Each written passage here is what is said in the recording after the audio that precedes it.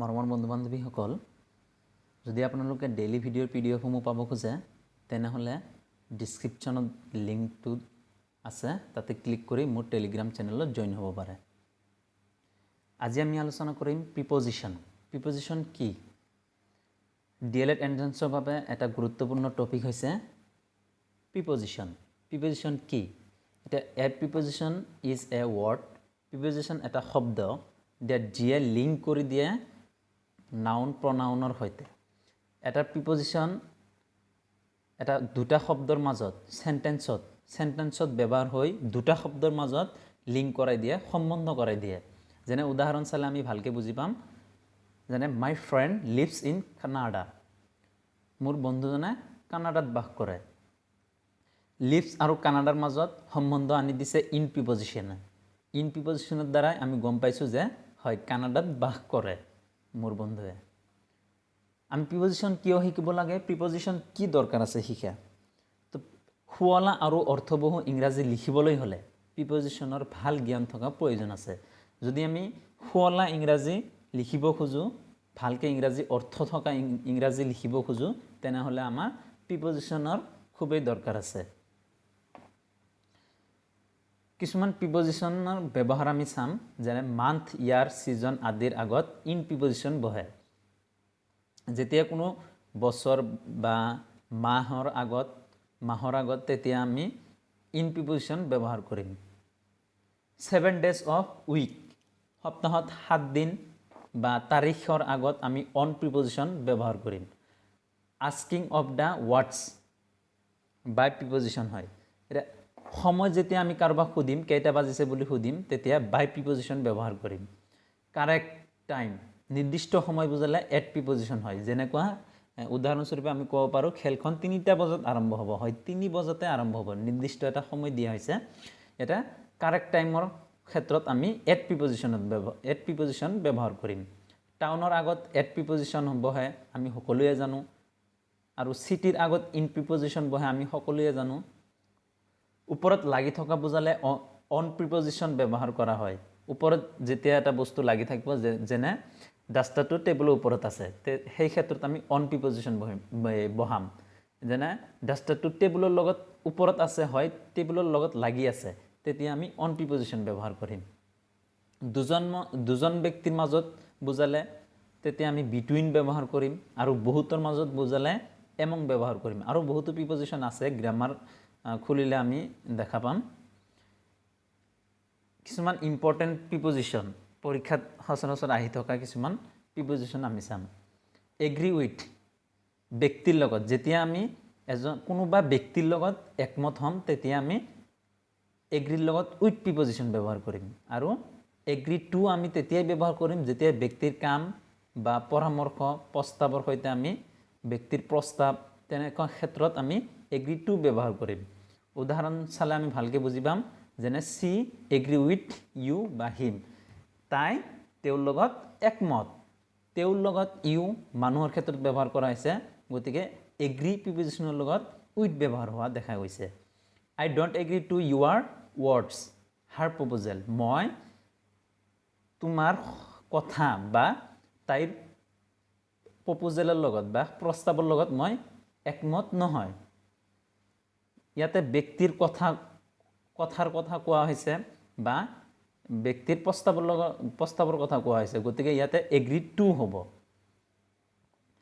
Angry preposition, angry with, এংগ্ৰিৰ লগত with preposition ব্যৱহাৰ হয় ব্যক্তিৰ লগত।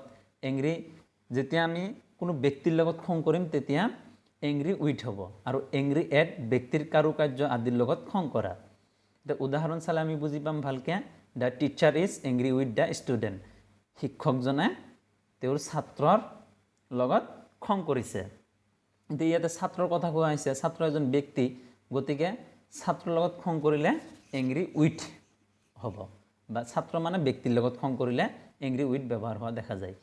আই was angry at her failure, মই তাইৰ বিফলতা বা তাইৰ আচাৰ ব্যৱহাৰৰ লগত মই মানে খং কৰিছিলোঁ, এনেকুৱা কথা। ব্যক্তিৰ আচাৰ ব্যৱহাৰৰ ক্ষেত্ৰত যদি হয় তেনেহ'লে এংগ্ৰি এট ব্যৱহাৰ হ'ব। এনয়েড উইথ, ব্যক্তিৰ লগত বিৰক্ত কৰা বা খং কৰা যেতিয়া কোনো ব্যক্তিৰ লগত আমি বিৰক্ত অনুভৱ কৰিম তেতিয়া আমি এনয়েড উইথ ব্যৱহাৰ কৰিম এনয়েড এট ব্যক্তিৰ কাৰুকাৰ্যৰ লগত বিৰক্তি অনুভৱ কৰা যেনে উদাহৰণস্বৰূপে he was annoyed with his wife তেওঁ নিজৰ ঘনীয়েকৰ লগত খং কৰিছে বা বিৰক্তি পাইছিলে এনেকুৱা অৰ্থত ব্যক্তি ৱাইফ এজনী ব্যক্তি গতিকে ইয়াতে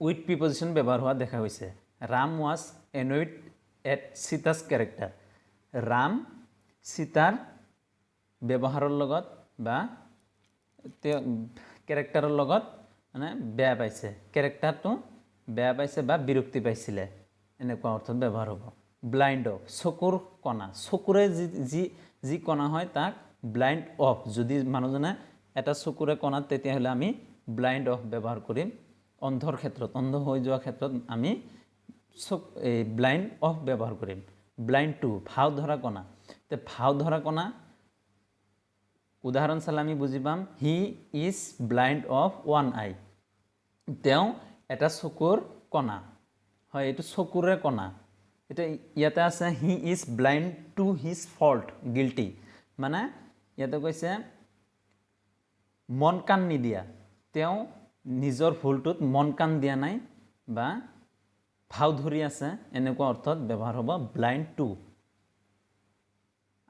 চাম আৰু ডিলছ ইন ডিলছৰ ক্ষেত্ৰত ব্যৱসায় কৰা ডিলছ ইন হ'লে ব্যৱসায় হ'ব আৰু যদি ডিল উইথ ব্যক্তিৰ লগত যেনে উদাহৰণস্বৰূপে হি ডিলছ ইন টি তেওঁ চাহৰ ব্যৱসায় কৰে হি ডিলছ উইথ হিজ কাষ্টমাৰ তেওঁৰ কাষ্টমাৰৰ লগত ডিল কৰি আছে কিবা যে ডিল কৰে মানুহে তেতিয়া ডিল কৰা তেতিয়া কাষ্টমাৰৰ লগত ডিল কৰি আছে সেই মানুহে এজনে আনজনৰ লগত কিবা ডিল কৰিলে তাক ডিলছ উইথ ব্যৱহাৰ হ'ব আৰু যদি কিবা ব্যৱসায় কৰে ডিলছ ইন ব্যৱহাৰ হ'ব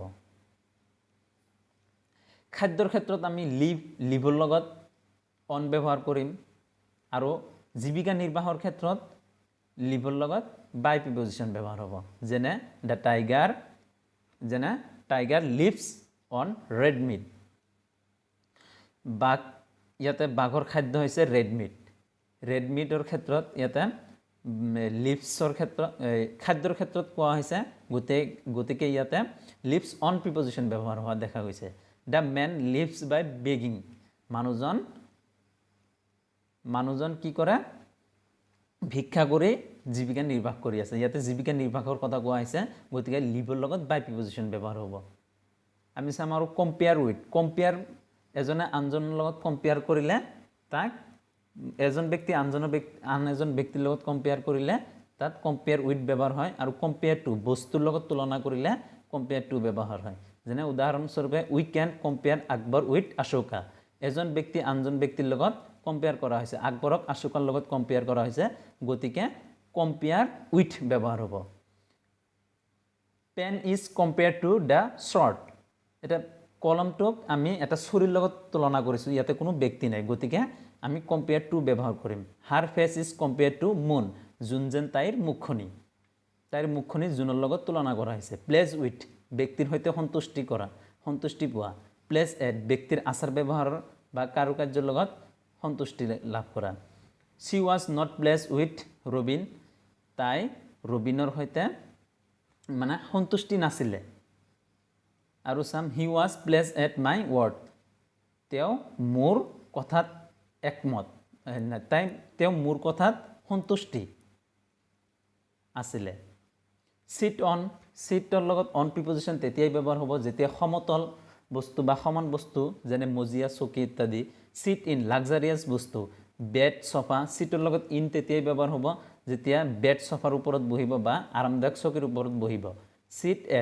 চিটৰ লগত এট প্ৰিপজিশ্যন কেতিয়া হ'ব কিবা বস্তু সন্মুখত লৈ বহিলে table dining desk TV he is cheating on a bench তেওঁ এটা বেঞ্চৰ ওপৰত বহি আছে বেঞ্চটো আমি জানো সমান বস্তু সেই বেঞ্চৰ ওপৰত বহি আছে গতিকে চিটৰ লগত অন প্ৰিপজিশ্যন হৈছে the old man is sitting in an armchair বুঢ়া মানুহজনে কি কৰিছে এটা আৰামদায়ক চকীত বহিছে গতিকে ইয়াতে সিট ইন ব্যৱহাৰ হৈছে দে ৱেৰ সিটেড এট ডাইনিং টেবুল তেওঁলোকে ডাইনিং টেবুল লগত লৈ বহিছে মানে কাষত লৈ বহিছে সন্মুখত লৈ বহিছে ডাই অফ বেমাৰৰ ক্ষেত্ৰত বেমাৰ হৈ মৰিলে ডাই ব্যৱহাৰ হয় আৰু হি ডাইড অফ কৰোণা তেওঁ কৰোণাত আক্ৰান্ত হৈ মৰিছে ডাইৰ লগত অফ তেতিয়া ব্যৱহাৰ হ'ব যেতিয়া কোনো ব্যক্তি বেমাৰত আক্ৰান্ত হৈ মৰিব ডাই ইন কোনো দুৰ্ঘটনাত মৰিলে এক্সিডেণ্ট হৈ মৰিলে C died in an accident হৈ মৰিলে তেতিয়া ডাই ইন ব্যৱহাৰ হয় ডাই বাই যেতিয়া কোনো ব্যক্তি আত্মহত্যা কৰে যেনে he died by সুচাইড dye from যেতিয়া কোনো ব্যক্তি অস্বাভাৱিক কাৰণত মৰে অস্বাভাৱিক কাৰণ কেনেকুৱা বেছিকৈ খাই বহুত কাম কৰাৰ ফলত বেছিকৈ খালে তেনেকুৱাকৈ মৃত্যু হ'লে তেতিয়া অস্বাভাৱিক কাৰণ বুলি ক'ব he died from overeating overworking die for যেতিয়া কোনো ব্যক্তি দেশৰ হকে শ্বহীদ হ'ব তেনেকুৱা ব্যক্তিক আমি ডাই ফৰ ব্যৱহাৰ কৰিম যেনে he died for his country তেওঁ নিজৰ দেশখনৰ বাবে শ্বহীদ হ'ল তো ধন্যবাদ জ্ঞাপন কৰিছোঁ গোটেইখিনি ভিডিঅ' চোৱাৰ বাবে ধন্যবাদ